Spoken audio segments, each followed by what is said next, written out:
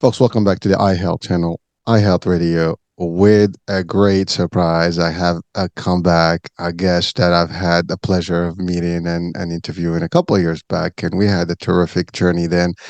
And I have to say that I'm excited for to have him back because his world is something that is needed, period and out, and more than ever. And I think when we interviewed, it was just in the midst of COVID, and we were still, there's a lot of things going on then, and a lot of aftermath happened, and we've had so many other events in this world. And what is beautiful about his approach is that he's basically East meets West kind of concept and holistic approach to psychotherapy. So without any further ado with me, I have Alex Boian, and Alex, welcome back to the network. Amazing. I had such a great time last time. I cannot wait for this time. Really. I've been looking forward to it. Well, likewise, and you know what? Again, we had a terrific discussion about some of the factors and some of the things that affect how people interact and live, and how the psychotherapy concept works, and how all this stuff. I do want to bring our new audiences, because obviously it's been a minute, to your background and how you make it work in the way you do it. Because, and by the way, the last time we had a terrific, discussion because you were in Greece and we had a little bit of discussion of that. So you travel back and forth, and you really are doing a terrific work out there to help people. So let's talk about Alex and the background just for our new audiences. Oh gosh. I mean, the summary of that is going to be on my website. It gives a really good depth of my life and my history. But I would just say is, I've been someone who's just been really curious about the human condition. Who are we? Why are we here? What is the cause of suffering, and what are the ways to reduce suffering and live a life that is joyous, fulfilling? And I've spent my life, exploring that. And I'm 50, I'm going to be about 56 right now. And I feel like I've gotten to a place where after seeing thousands of people and doing this work for over 32 years, I have a good sense of that everybody suffers from the same issues, from the same conditions. And actually, it's not that complex, and healing is possible for everybody. You see, that's the beauty. The beauty of seeing that many people is it's like, if you worked on a four-stroke engine, on 1,000 of them, you know what it looks like, you know what it works like. You can hear a little ping and you go, I know what that is. And you know exactly what to do for it, right? At this point, it's like seeing so many people, you realize when somebody says one thing or explains something, it's like, I know what's going on, right? And what I love about that is the smile that they get when they realize, like, oh, change is possible. And so knowing what's going on for them gives them a sense of ease that healing and change is possible. And that's my biggest joy, is to see that. And it could happen in the first session where there's an aha, and a person realizes, like, wait a second, how I've been thinking and seeing and feeling and this and that and then that can shift. So who am I? I mean, I'm that guy that loves doing this. That's essentially who am I? You know what I mean? The particulars of, like, I like the woods, I like nature, I like going hiking, I like traveling. Cool, those are all things. But my passion is to watch you. And last time this happened between you and I, was to watch you have a profound change right in front of me. And that gave me the joy, and that was worth the whole podcast. Well, Alex, I have to say, just re-listening to you right now, that's happening again. Because just the idea of that change can happen and we can be better. Listening to it alone can make a difference in how we see ourselves instantly. I mean, you do feel it, you do hear it. Anyone watching right now and listening, I guarantee you, just by hearing that, you're like, oh, there's like, there's that, moment where, like, this is cool. I can get better. And by the way, everybody, and I love what you said, the human condition. I mean, it sounds like a disease, but really, it's reality. We are, conditioned to a lot of things, and we have, the Patterns. human factor. Patterns. Yeah. It's amazing how, everywhere around the world, and you said it best, is that we all have a similar, concept, and it's repeating itself.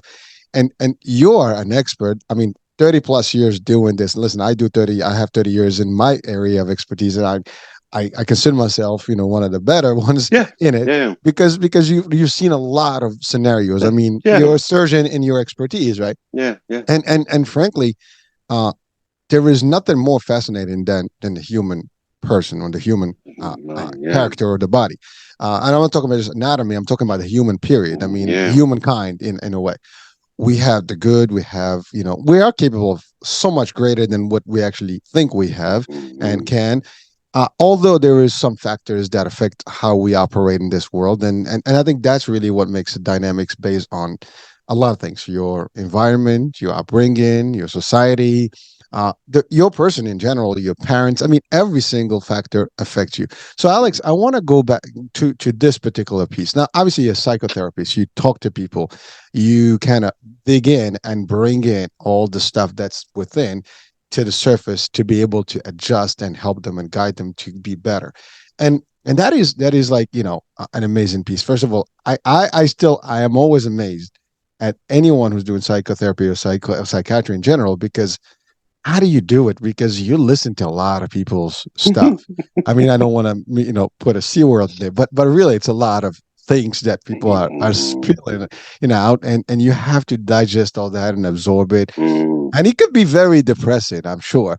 But that is always a question I like to ask. I mean, understanding how to manifest through this and make it where you are still positive. That is a mind thing that I cannot get a handle. Please tell us about that, because I think that's a big deal for people to understand that what you go through is not easy, uh, to get into the person and then eventually give them the resource and the help that they need. You see, the first part of therapy when a person comes in is they want to tell their story. Everybody wants some room to be able to tell their story with a loving space. And when they're telling their story, I don't think of it or feel that it's just dumping on me, right? Because they're just needing a space. So I can hold space, right? And so my character, right, and this has taken me time, and I don't think all psychotherapists are this way. They may develop eventually. My character at this point is the following: you're the one responsible for your change, not me. And this is something I set out early on.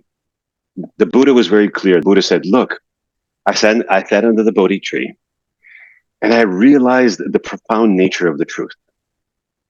I can't get you there, but I can provide you the methods that you can get yourself there. Here's how I build a boat. I can't build your boat, but you can build your boat. I can't help you row, but you can row." You see? And so when I'm sitting with someone, I want to inspire them to row their own boat, build their own boat, right? So I don't take that on. And if they don't do it, that's on them. Then they suffer. Then they feel bad, they feel low, they have anxiety, they have depression. But now, if they keep staying with me and they just keep telling their story and don't engage in transformation, then they're not ready. That means they need to go. And usually what happens when they go, life comes spanking them a little bit more, I'm right back. and they'll come back. You see? Uh-huh. So that's how it goes. Now, maybe not back with me necessarily, but it'll be with somebody, right? Sure, sure. So that means when we know we have to change and we don't change, we're just basically saying to life, "Please spank me some more." That's all. Well, Alex, thank you for first of all, I love how you went to the Buddhism, tradition right there. And that's again that what makes you unique, is you have that perspective that Mm-hmm. maybe in the West is a little different. The approach could be different.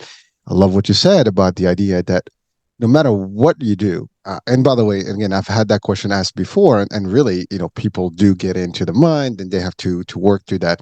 But the way you approach it is, and obviously it took you years to really perfect it, and the idea is not, it's not about you, it's about me as your client, as the person in Correct. front of you Correct. trying to talk to Correct. you about my own problems. But the minute you can revert that to me, where I'm responsible, I'm accountable, Correct. that's the whole thing. And I think that's the probably everybody's issue, is that we don't have accountability. We tend to blame everything on everything else Well, as ourselves. this is it right here. And now you're hitting a point of that I was going to mention this before. So when you said to me, where does this process begin of healing, right? So, and I said, everybody has the potential of working through their stuff. Everybody, right? But in order to do that, one has to be so willing, so curious, and to do the following thing: stop blaming everyone and everything and life. Stop doing that, right?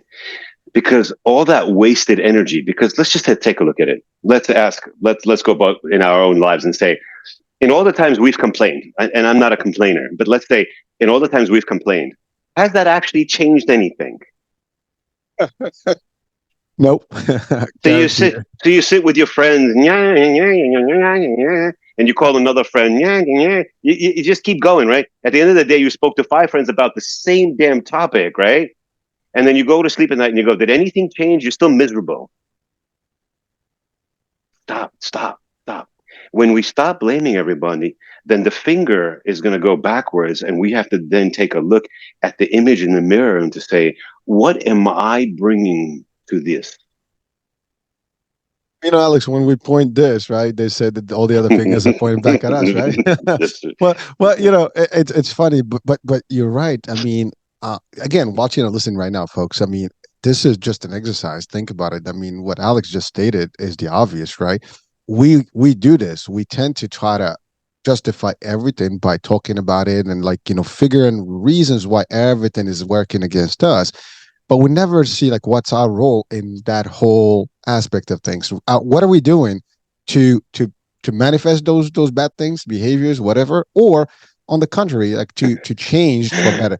You, I'll give you you. I'm going to give you. Let me give you an example. go for it, baby. So everybody will get a laugh of this. Here's one of the most common displacement methods that people use. Right? It goes like this. Ah, oh, he or she made me feel this way. Bullshit. No one can make you feel anything. You feel it yourself. You're feeling that as a reaction and a response to that person. So the analogy that I like to give is if I take 10 people into a room and expose them to a particular circumstance, I'm going to get 10 different interpretations of that. Or let's say three interpretations. Let's say three people agree, but I'm going to get a variety of different interpretations. Therefore, the belief system that we carry is subjective. It is not an objective one in the world. And once we realize, like, wait a second, let me explore how I'm interpreting this situation, and then I can work on that, right? So, living in New York and growing up in New York and being around driving in New York is one of the craziest things that you can experience, right? But I know. once you learn to drive in New York, you can drive anywhere. But the point of this is this: when I was younger and a hothead, and driving in New York, and people would cut me off and all those things, I'd want to fight everybody, right? Because it was personal. You know, you're doing that to me. Why are you trying to cut? So the interpretation was always right. You're doing this to me. Well, I grew up with that because my dad was doing that all the time. So I drove with my dad, and he was doing that all the time. And so there was a lot of stuff that I was continuing that way. I'm driving in New York not too long ago. Some guy comes passing by me, rolls down the window, and he's screaming at me. He's going nuts, cursing at me. I roll down my window and I'm just looking at him. And in my mind, I'm thinking, oh my God, you're suffering. For you to get to that point because of something on the road, you're Something behind. suffering. Something's bothering you. And then you're going to go home to your wife and children, and they're going to have to live this experience with you. And so I just had compassion for him. I didn't want to pull him out of the car. And so look at what happened. Perspective changed. Right? Yeah, Alex, it's amazing what you said, that it's the capability of pivoting and understanding, a little bit more about things. I mean, because you were able to see that.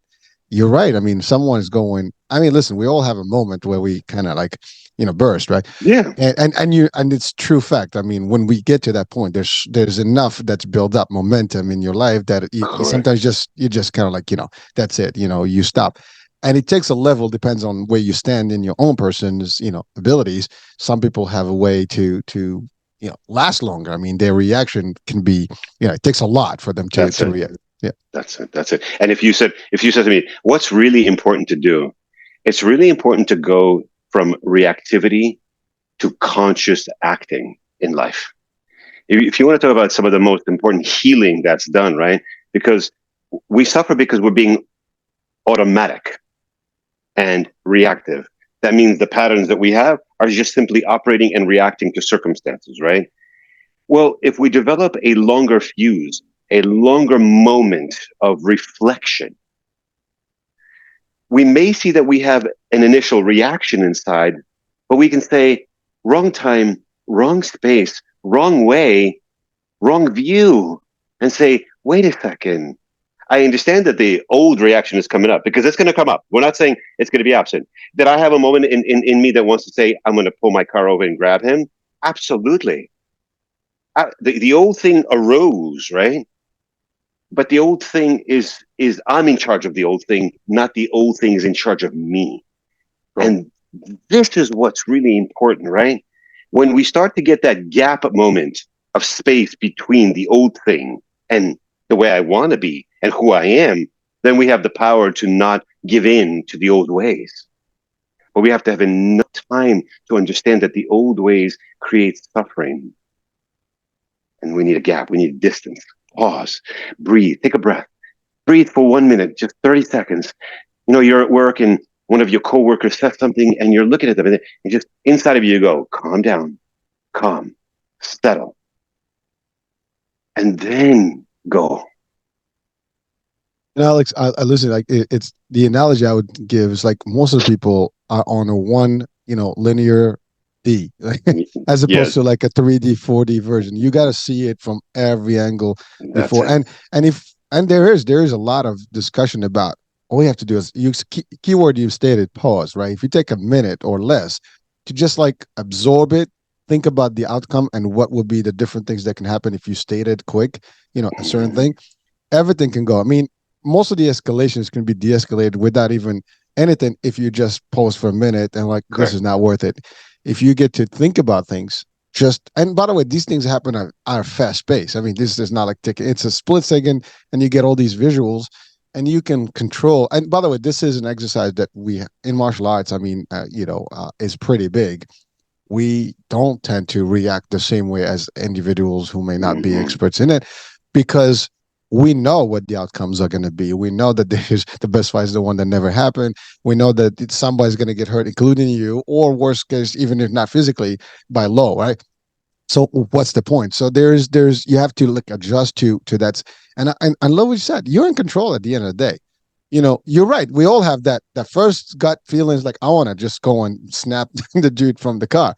But at the end of the day, like, there must be something about Danny. And I had a discussion and someone had said, you can just like, are you okay, man?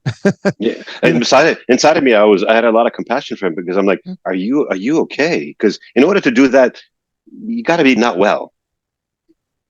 well, So, you're a psychotherapist. You can analyze people faster than the average person. but to be honest with you, you don't need to be a psychotherapist. You just have to realize that if we observe other people, we start to realize that the majority of their actions and words are coming from their own suffering, from their own confusion. People are not clear about themselves. Well, if they're not clear about themselves and they interact with me, why would I take that personally? I perceive that most human beings, unless they're at a particular level of development, are so like if you said to me from reactivity to conscious action, right? I have a lot of compassion for the people where it's in that reactivity phase, you know, because then once you get to conscious action, you're not gonna do that. So I have a lot of compassion. It's like, I'm not going to be now. Look, obviously, people are going to thinking, well, what happens if they punch you? What happens if they do so? I get that. I may be upset, right? But I'm not going to hold on to it. It's not going to create. my world is not going to collapse, right? And also, I can still hold them in the light and say, I hope they can heal. I hope they can deal with whatever's going on with them. And, the old adage is this, and I know it's going to be so corny what I'm going to say right now, but it's so true. Love really heals everything. It really does. I've understood this only now. Like being older, there's something to being older and seeing that it's love. And I'm not talking about romantic love. That's not what I'm talking about. It's a deep, deep kind of love that heals everything. And it begins with love for yourself. When you have love for yourself, you're going to be 1,000 times less reactive to another human being. If you want to correlate the relationship between reactivity and lack of love, that's the best correlation you can have. Alex, wisdom, wisdom, man. When I'm not, and I don't mean Alex, when one is not well with oneself, of course you're going to be reactive because you're coming from a deprivation space internally. Well, if I'm from a deprivation state, and I don't mean deprivation of food or clothing, I'm talking about spiritual, psychic, connective to another person, deprivation. I'm lonely. I'm not connected. My heart chakra is closed down. And I feel that deprivation. Of course, you're going to be reactive. You're going to go to the grocery store and the person who's giving you the change back, and you walk out being like, I can't believe they looked at me that way. That's going to happen because you didn't connect with them in that moment. Now the problem is that they're the issue.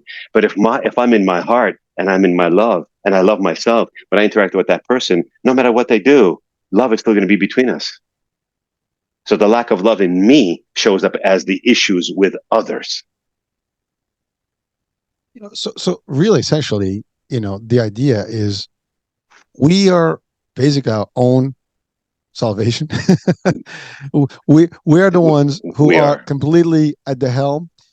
We completely. can turn everything. I love what you said that, and by the way, I agree with you. I mean, we're only a couple of years apart, and I can tell you, as you age, you start becoming different in your behavior, your Yeah. way of thinking. You can de-escalate, you can avoid conflict, you are more in tune with yourself, with who you are. You don't care about people's opinions, you don't care about how people perceive you, how they No. see you, your No. looks, everything, all the stuff that we were like so excited about in at a young age. You're Yeah. like, that was all bull stuff. I mean, it Yeah. wasn't really, it meant nothing because you are who Mm. you are and you can't change who you are. I mean, you can't change your habits, your character, but Yeah. your physical stuff, I mean, you can do things to enhance it. But if you're in love, as you said, with and this is not about being selfish and egoistic and stuff. This is about just No. loving who you are and You for are. who you like, your person, your character. Now, obviously, if you're a bad character, you know, and you have that, then you're gonna react. But then again, that will go back to the discussion you said. That's something wrong with you through some stuff. The Yeah. best example is the bullies, right? I mean, there are a lot of bullies in the world, and Mm-hmm. they basically are just reacting as a defense Correct. mechanism to where they Correct. are and how they, Correct. it's their way to just like tell to the world, you know what, I hate the world because I hate myself in a way. And again, the world hate is too extensive here, but it's really, sometimes the level that I can see. Aggression, right? Is the need to control another person so I don't have to be vulnerable and expose my heart. Love the definition. It's simple, but it's deep. I'll say it again. Aggression is the message that I am going to attack you so that you don't enter into the hurt and wounds within me. So it's much easier if I stay on the offensive and if I keep just pushing you away, right? Then you're not going to get close because I got stuff in my closet that I can't even look at. So I don't want you anywhere near it. So I'm going to stay aggressive. And I'm not talking about aggression like hitting. I'm talking about emotional aggression, right? Forget about the next stage of that, right? Which is physical aggression is just, let's say, with our partners or people, that's just the next phase of basically, I am completely empty inside.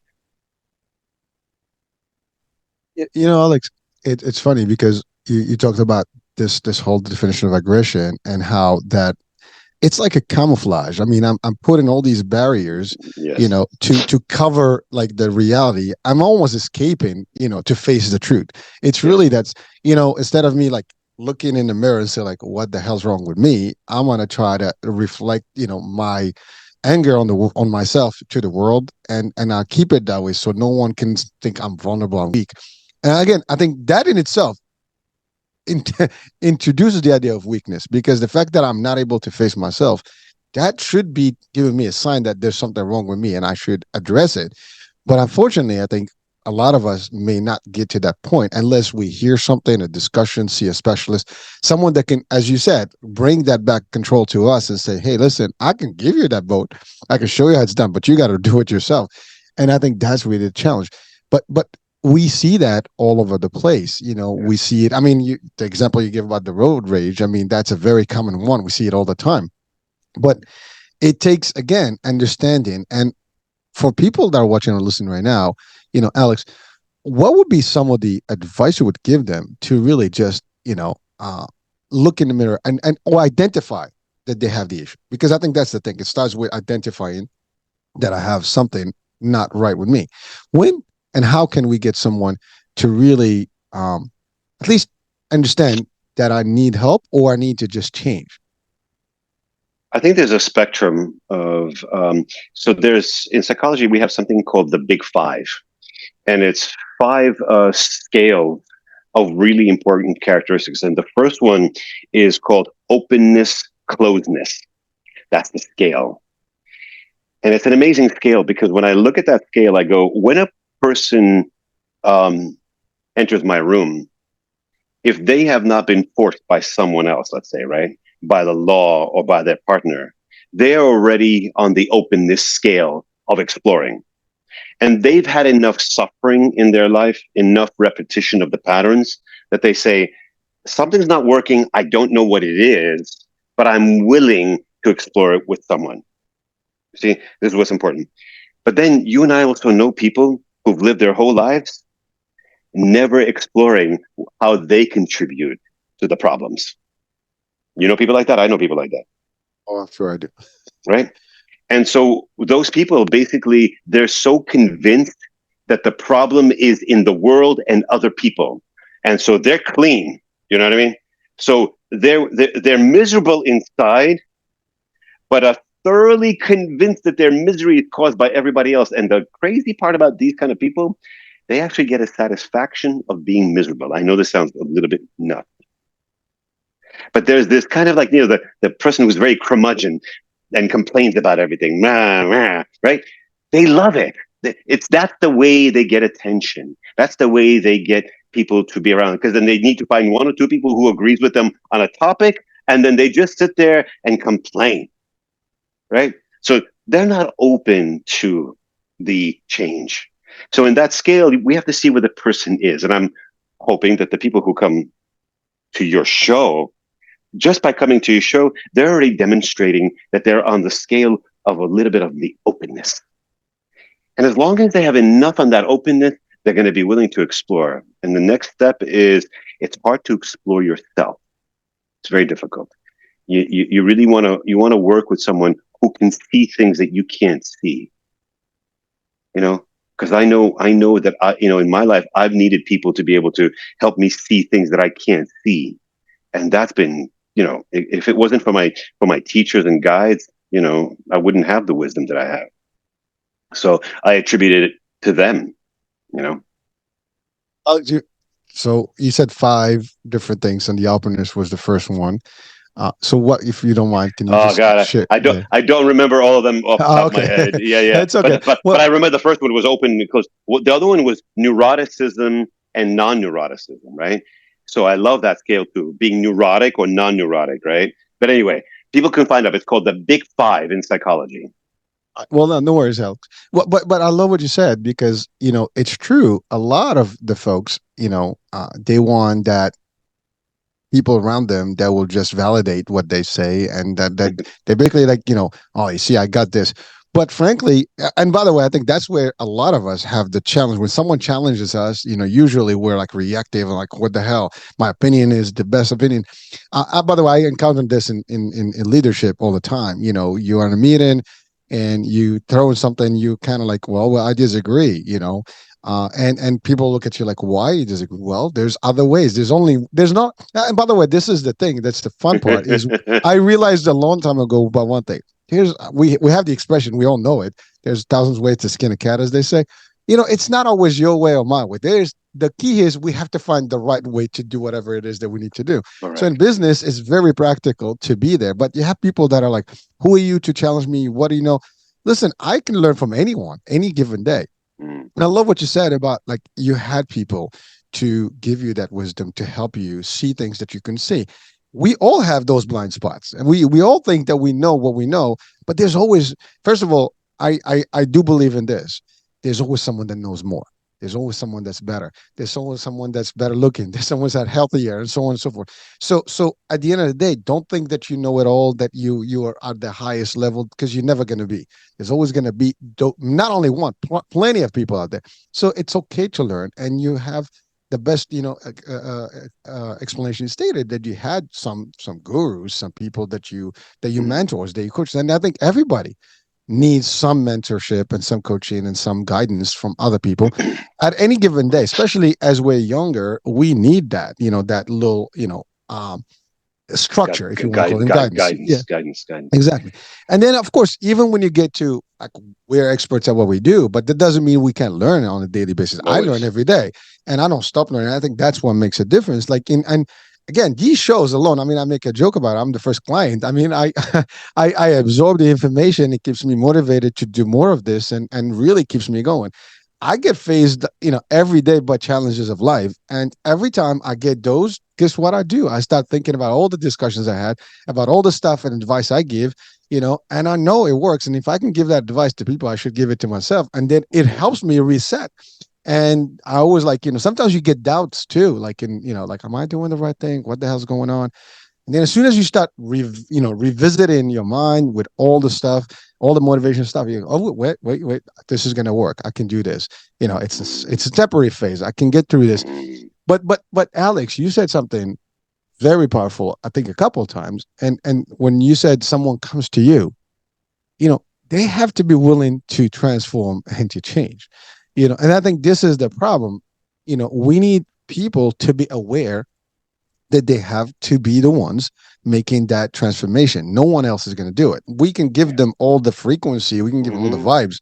Mm. They still got to do the work. So the ones that are open, that's the easy ones, right? I mean, I'll tell you. So like I get to see somewhere between 30 to 40 people a week, let's say, right? And I know that from week to week, I know what the person has done from the last session to the next session, how much they actually processed it. And the people who come in who took that one session, because in the 45 minutes to an hour that we work on, it's so deep that if they really just stayed with it and worked on the particulars that we worked on, there's going to be great transformation.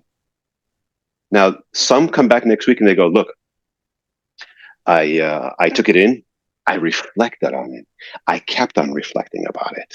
I saw in certain circumstances when I was people interacting, I saw how that came up. I journaled about it. I read a book. I read so they really. It's like working out. It's not like you like to work. You go to your martial arts teacher and they go, "All right, we're gonna do kata number one. You do kata, and then next week you come back. The coach says, "Okay, good. How'd you do? I didn't practice kata one. Can we do kata two? We got a problem, right?" So so I get to see with people. So people sometimes can be really, lazy even when they're transformation, and that just tells me then what happens is this. There's a weird space between enough suffering for change and then not enough suffering for change. You know, if I pinch you, there's going to be a point where you say, I'm okay with that. I'm okay with that. And then I'm going to punch you now. Right. So life is the same way with the human being. It's like life is going to go squeeze, squeeze. And you're like, okay. Okay. All right. Now I got to go. You know what I mean? So it's the same process here. And so I love working with people who are what I call high motivators. Oh, amazing. It's amazing. I love it. Low motivators, it's challenging and it doesn't usually last so long, you know? Alex, we got to do the work, right? I mean, there's nothing that's easy in this life. We got to do the actual steps, and to progress, you got to start moving But towards. it's fun. But it's fun too. It's fun. And here's the thing: if everybody thinks it's gonna, no, it's great. So like, you get a moment where you get a shift of some sort, and you go, and you start laughing. You go, I can't believe I've been thinking that way my whole life, and that's amazing. Like the work that we're talking about, the transformation, it doesn't have to be like torturous. I don't know why everybody thinks that the psychotherapy and the transformation and the healing and then this and that. It no, it's fun. It's like if you're wearing a 50-pound backpack and we go hiking, and I said, I'm gonna help you and teach you how to put that backpack down. You're gonna be like, yeah, yeah, same thing. You're not gonna be like, oh, I gotta put this 50-pound backpack down. You're gonna put it Well, down, and I, then you're gonna skip along and be like, I can't believe I feel so much lighter. well, it's amazing, right? Like I love the analogy and the descriptive here because if you visualize what you just said right now, I mean, that's heavy. It's a heavy load on your shoulder. Oh, You're almost oh. like bending down, and then all of a sudden you got vitality. You're moving. You're like Well, light on your that's feet. it. That's it. You see, now that's the word. That's the word that everybody wants. Everybody wants to have vitality. And I want to say this: we have a pandemic in the United States, and it's not COVID. We have a pandemic of anxiety and depression that is caused by the loss of vitality due to many factors, but not because they are biological factors of having issues in the nervous system or the brain. I'm going to repeat that again. Anxiety and depression are symptoms of suppressed vitality. Only one person out of 10 actually has a biochemical deficiency in serotonin and dopamine when given an antidepressant. Therefore, an antidepressant is not the solution for a lack of vitality. Doing the spiritual psychological work is the best pill that you can take to regain your vitality. Well, Alex, it's amazing because you mentioned spirituality and religion has a lot of spirituality, and as one thing we noticed, the more true religious folks, doesn't matter what denominations, they tend to be a lot more calmer, a lot more easier going. They accept things the way they are. They have a different level of or threshold of being more pleasant and more appealing to the world, and they come across a lot nicer than those that may not have a spiritual guidance. Period. And it's amazing. It's very standard across. I mean, we can pick all the main religions of the world. They all have similarities or pretty much all the same in a way, and they have a Do you know? lot of. Do you know? Do you know why? Do you know? Do you know what the number one core root for that is? All philosophies and all religions, for a long, long time, for thousands of years, basically say the following: stop focusing on your selfish ass self and start focusing on being compassionate and loving in the world and life and contribute something to the benefit of all beings. So when we stop just being me, me, me, me, me, me, we're going to be much happier. The Dalai Lama speaks about this all the time. He says, if you want to be happy, stop focusing on just everything about you. He didn't say not about not loving yourself. We're not talking about that. That's not it. We're talking about the selfishness where everything and everyone supports my views, my ideas, what I want, the things that I want, and all of the, pursuit of me. Well, when you look at all religions and philosophies, they cut away at that. So to me, it's a very simple formula. Stop being neurotic and narcissistic. Being narcissistic is the worst character trait. The worst. When we meet people who are just self-absorbed, you know how it feels? Blah, blah, just blah. it's very easy. You can really pick that up quick. I mean, you're not going to be wanting to be with those folks, for You're long. not gonna want to be with them. Yeah. But then people are going to be listening and be like, they're like, I'm not narcissistic. Okay, hold on. That's There's a scale of narcissism, and this scale. And so when you're hanging out with people, next time you're hanging out with people, and you ask oneself and be like, am I narcissistic? Right? Not the box, but let's say a scale, and just sit there and be like, am I talking too much? Am I only talking about me? Am I interrupting and throwing in only my, like, why am I here? What am I contributing to the conversation, to other people, to their opinions? Am I holding space and love for them? And I'm just sitting here waiting to make it all about me? But Alex, it's amazing. I'm listening to you, and there is a concept that I believe in, and it's part of my belief, and that is that if you don't have something good to say, don't stay quiet. If you're gonna contribute positivity, that's it. And I actually I state this in a lot of different talk shows about being a giver. Mm, It's a much better feeling than actually being a taker at all times. And that's to me, that's like a way for me to exercise the idea of not being selfish and stuff and being yes, more open to, and it works, man. I mean, I do things for people. I don't ask anything in exchange, and I'm not saying this to brag. I really believe in this. yeah, me I too. actually do it without, I don't care if people give me something back. I just, when I want to give, I give because for the sake of God, for the sake of being good, for whatever it is. But I do it and from the heart that I want to be a contributor. You and I we had the discussion about like the network, right? And how it all works in terms of finances. A lot of, when I started all this was all my money and I put in it, not because I expect things. I want this. I want this mission to educate, enlighten people That's right. and bring something to the value to the world. Because I think there's so much negativity. That's right. And I can use it. Again, I'm a client too. And I know I need it. And I know a lot of people out there. I see people suffering every day. I mean, really, you look around, people are Suffering. really having a tough time financially. Yeah. I mean, everything is expensive now. People are just stressed. You talked about depression. There's so much stuff that's going on Yeah. that's impacting. But if you keep a positive attitude about things, you know, like my wife sometimes is like, how do you do it? Like, you just like literally not, you don't show any signs of like, anxiety. I don't have anxiety because I can control it. Doesn't mean that I'm not worried about things. I Yeah. am seeing Same. exactly what you're seeing. I just Same. control things in a different, like to your point earlier, what am I going to do? But there are certain things I can't change. I got to work towards a better way to find another solution. That's right. But I can change things that are not in my control. I can change things that are in my control. And it makes a big difference in how I operate in life. Yeah. And you know what? It's not easy, folks. By the way, I make it sound like this, like, it takes a lot of work, a lot of Yeah. debate. Sometimes you do get those mental decisions or discussions like, what the hell's wrong with you, man? And you know what? Sometimes, like, what? I go back to the roots, the basics. Am I going to be able to do something about this? No. What can I effectively change? This. Okay, then I'll work there. And that's really what I do.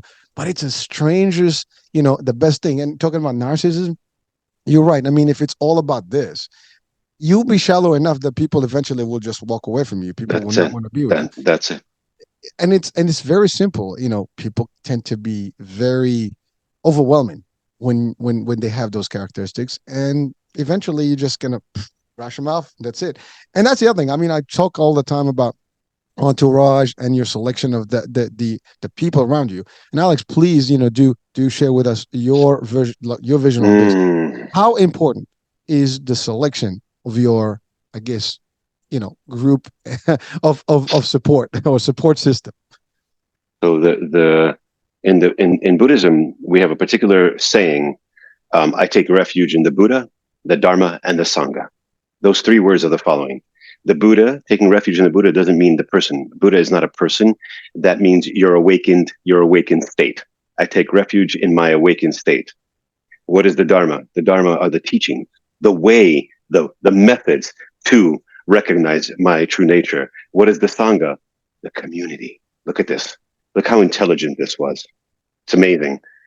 The Buddha didn't say you're going to do this by yourself in isolation from everything.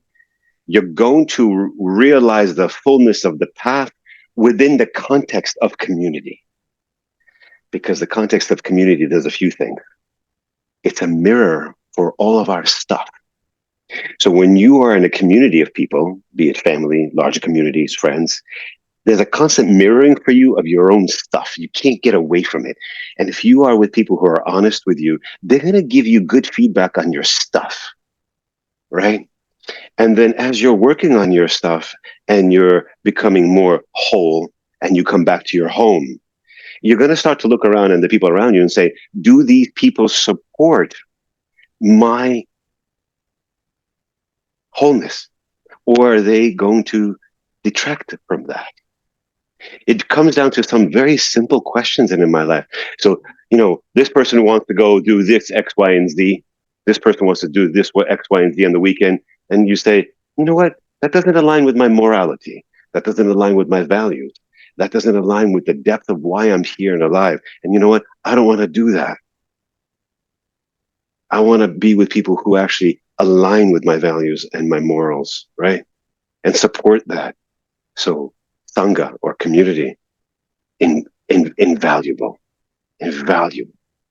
And I have formed that. So in my meditation community, which I've created over the last 3 years, we have learned how not to only to meditate together, but we bring together all of our suffering and our issues, and we use that time, and everybody becomes mirrors for each other, supporting each other, making comments for each other. But the goal in the community, we all are we're alike in mind, which is the point of being there is to realize your own truth of who you really are.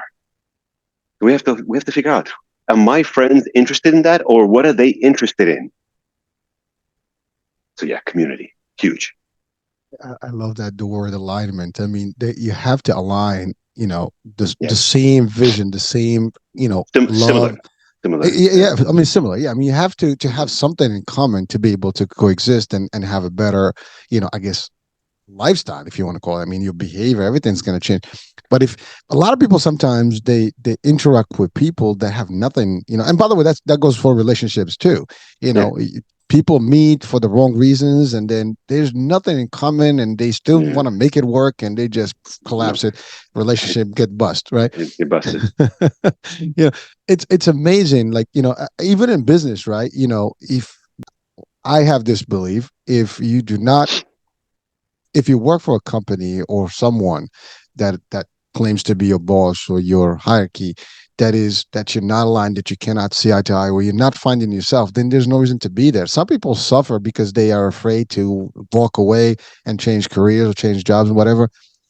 If it does not align here, if it does not work here, if it does not going to help you be better, and if it's going to make you suffer day in day out, and you're hating yourself every morning, I make a joke about like having a TGIM as opposed to TGIF. Like every Monday is a beautiful day, right? Walking out, you want to do stuff. Well, that's the concept, right? But it comes from this concept of the community, understanding, having a Yes. mixture of people that will work with you. This goes at home, this goes at work, it goes to society. I want to give you an example of a value system related to this. So I work with people, some of them make, let's say, $175,000 a year, right? And they're suffering. They hate their job, they hate their boss, right? And we start talking about, and maybe even their career, right? And I'm like, why'd you go in that career? They're like, just because I think it was about money, right? So then they're working these careers.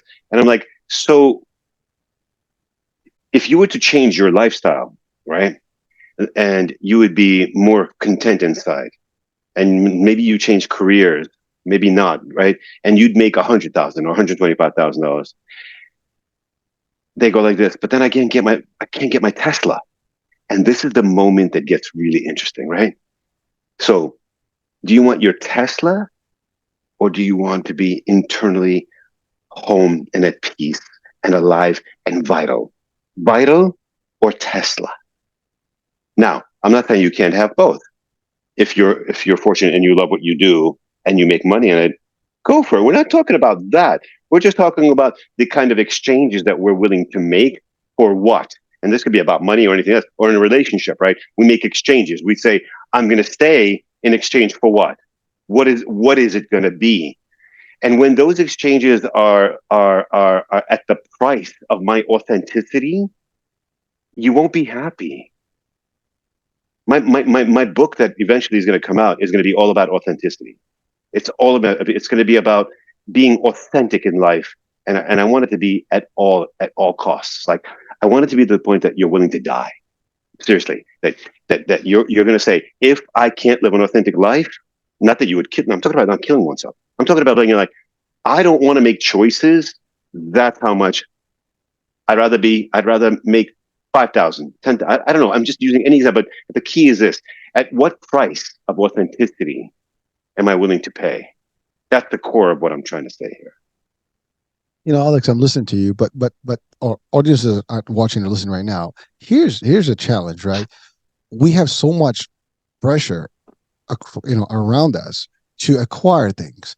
From the beginning that of your life as a I, young I, person, I know. everybody's. And by the way, I'm not blaming. I'm just stating I some know. facts. We are told you got to do this, so you can have the bigger house, so you have the American dream, this dream, and all the other stuff. And people are buying into this all along.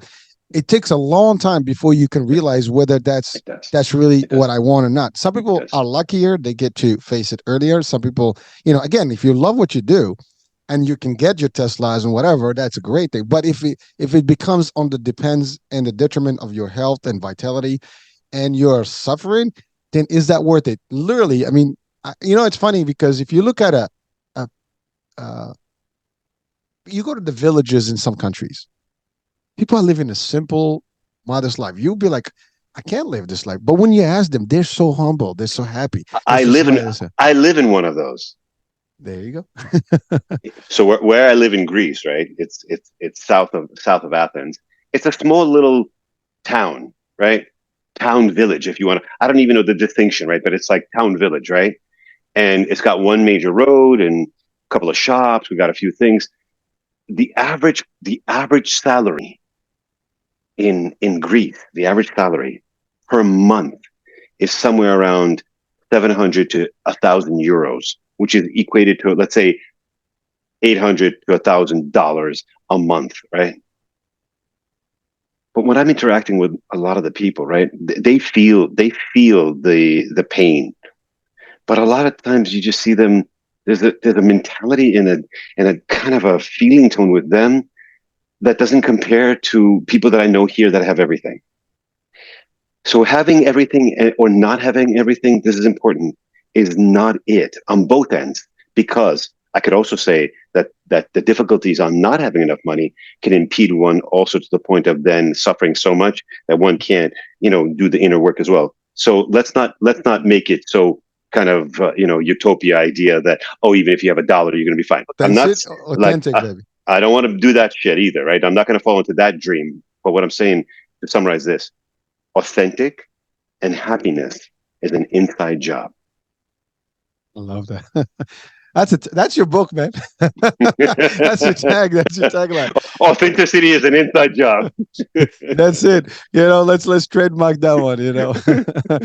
We are registering that today. It's your copyright, dude. That's So it. no one can come back later and say, like, we had this.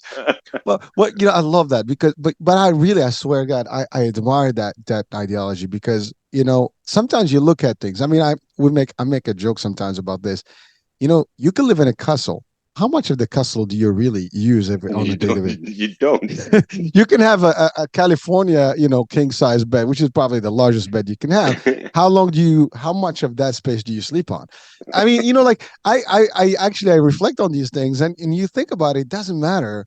How many cars do you need to have? How many of them do you drive at the same time? I mean, you got to switch vehicles, right? You can't, so there are certain things that we do because listen, I love what you said. Yes, if you can have the greatest stuff, why not? And I always say, you don't have to reduce your lifestyle. You can increase your finances, but do it while you're happy. At the same time, you don't have to make that your only achievement because, to your point, that can go ruin your life. People Yeah, lose their life because they lose their mind, they get stressed, they kill them. I mean, look, we had the recession in 2008, whatever that the whole bank is. People were millionaires or billionaires and killed themselves because they lost a couple correct. those. Why would you do that? I mean, if you can make the first million, you can make, you make it over again. If you can make $100, you can make it again. I always make this analogy personally. I lose my job. I can use my mind to work. I can use my hand to work. I can do the basics and still make a living. So in order for me to pay the bills, it's going to go to your point. I can reduce my lifestyle if I have to and still be happy. if it's between the lifestyle of my family and my health, well, guess what? If you lose your health, you got nothing. You can't do this stuff that you. So I love what you said. That what is it that we're trade in? If you trade in that vitality and all that stuff, then it's not worth it. And by the way, guys, this is a decision that each one has to make on their own. But understand your values, what you're looking for in life, and what is the price you're paying for whatever the decisions you make. And those things can make a difference whether you're going to be happier or not happy. I mean, at the end of the day, if you're healthy, we have a saying: if I'm healthy during the day, I have enough food for the day, and I'm safe. Well, I have everything in this world, right? A lot of people in Greece that live on the islands, right? The small islands, and they don't have clubs to go out to, and so it's like you get the shepherds and the herders, right? And you make your local cheeses and you make your local wines, and there's dancing in the evening to local music. And Ikaria is one of the islands, and it was mentioned on one of the shows about living to be 100 years old. It's one of the blue zone blue zone places in the world, and they went to look at why. Right, it is the opposite of everything we've been talking about today. One is consumerism, one is vitality. They want vitality. They want to live vitality. So we have to make a decision. We just have to make a decision. Alex, And I love it.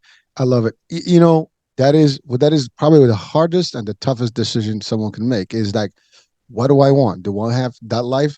And by the way, a simple life is a healthier life as well. I mean, they wake up early, they eat healthy, do you they're know not stressed. this goes back to the Buddha again, because this is my the Buddha always says the more you have, the more you need to protect it. So now you need a bigger safe, more dogs to guard it, more security systems, more cameras, right? And it just keeps going on. But with that comes something else, an anxiety. Listen to me very careful.